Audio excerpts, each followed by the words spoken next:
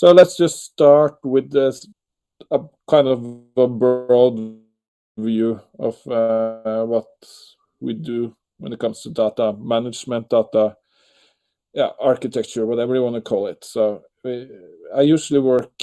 Usually, when you work, you have to work in all three of those, all three of this, but you mainly work in one. But you have to know everything. They are quite important. The first part is more about management, and that's very important when you work in a enterprise that has a lot of data. You have to have good management when it comes to your data.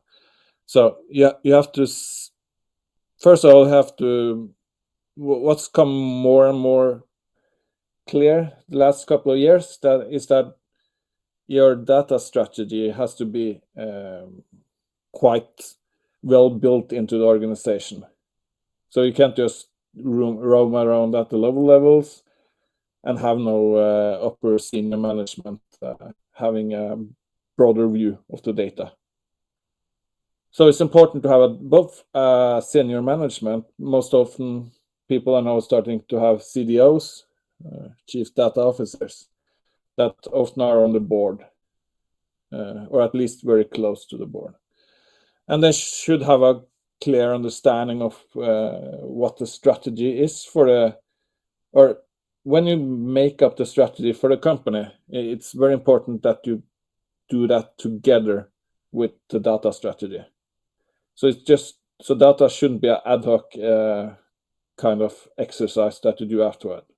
You have to, when you create a strategy, you also have to know what your capabilities are and what the data capabilities and possibilities are.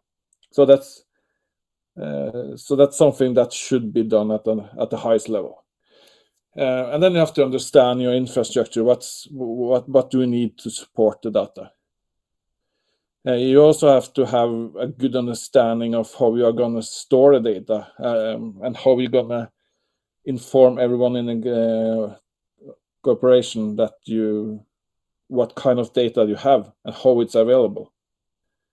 Those are when you work as a data scientist or modeling or whatever, one of the biggest problems that you meet when you want to work across. You want to gather information. It's in a different department. It's in a different database, and you have to get hold of it, and you may be worried that is it the same? How is it updated? Is it updated daily, monthly?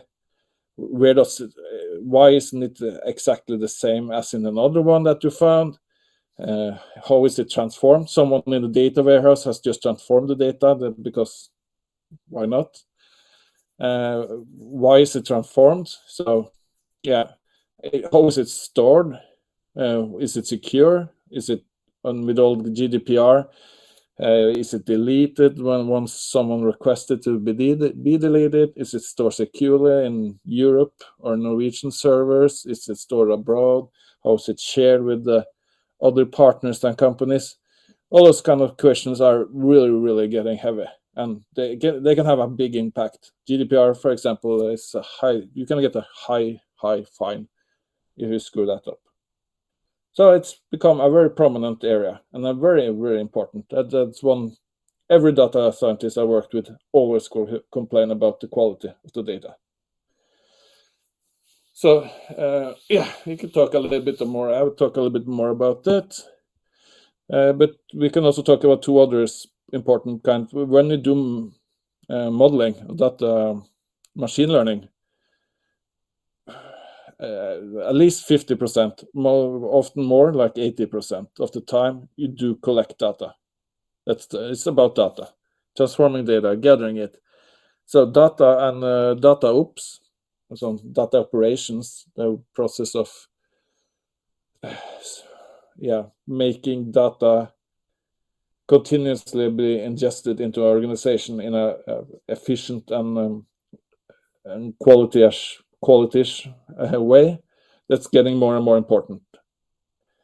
So you probably have your company would, if it works with some data, it would have a lot of data pipelines. So you probably capture data from all kinds of different places, sources. It could be just CSV files, it could be video files, it could be anything. It has to be ingested and stored somewhere.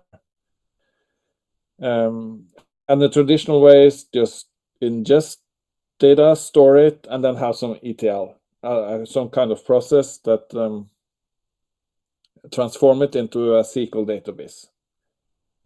So it's a long chain. And then you have to know exactly what you want. For example, if you're getting some unstructured text data, you have to know exactly what you want from the text. So that's a problem. And video, what you do with that. So that's a problem, and that's mostly been solved with the data lakes. Data lakes are more unstructured storage places. But that also has some problems. So we can talk more about it. But data lakes has involved into data lakehouse. So it's more a combination of something that has a structure and unstructured. You put some structure top on the unstructured one. Databricks, for example, is a prime example there. They use the storage account for Azure or AWS or whatever is under, and on top of that, they create a structure. So that's a data pipeline.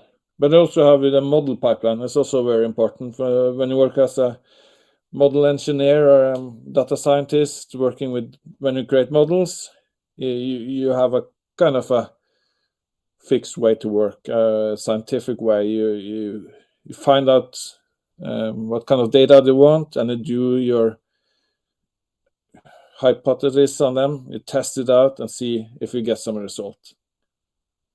And that's also a very complicated and a very demanding kind of loop.